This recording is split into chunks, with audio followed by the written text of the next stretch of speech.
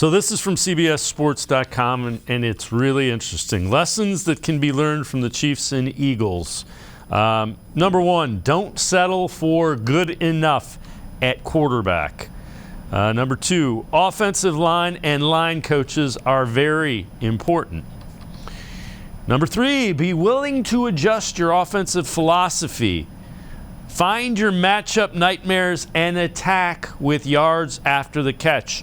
It's kind of what I'm talking about with finding people that attack horizontally as well as vertically. Prioritize pass on defense. This one is really important and where the Browns really need some work. Find your game wreckers up front. Throw bodies at the secondary. And then be aggressive. And again, you can kind of see there are a couple of big points that are huge where the Browns need upticks there. And I agree with that. I think that's wholeheartedly. Find your matchup nightmares. David Njoku can be one of those. Go exploit that. And then game wreckers up front, they don't have nearly enough of them. You have Myles Garrett and a bunch of guys that kind of are living on his coattails. Yeah, I think you got it exactly right, Dave. When I listen to that, I think that the Browns share those philosophies. And part of that might be because Andrew Berry worked with Howie Roseman in Philly for a year and really took a lot away from that time.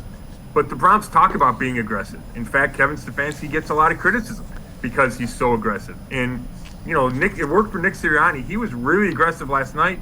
There was even a 4th and 2 deep in their territory. I thought he was going to go for it, and he didn't.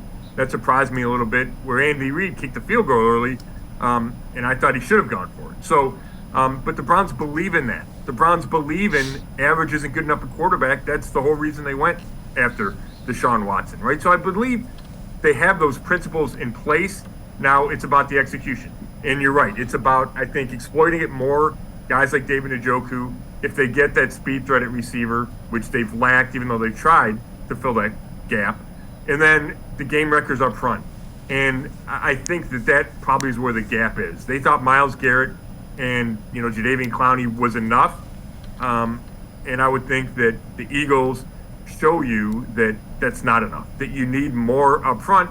And I think the hiring of Jim Schwartz as coordinator is a step in that direction.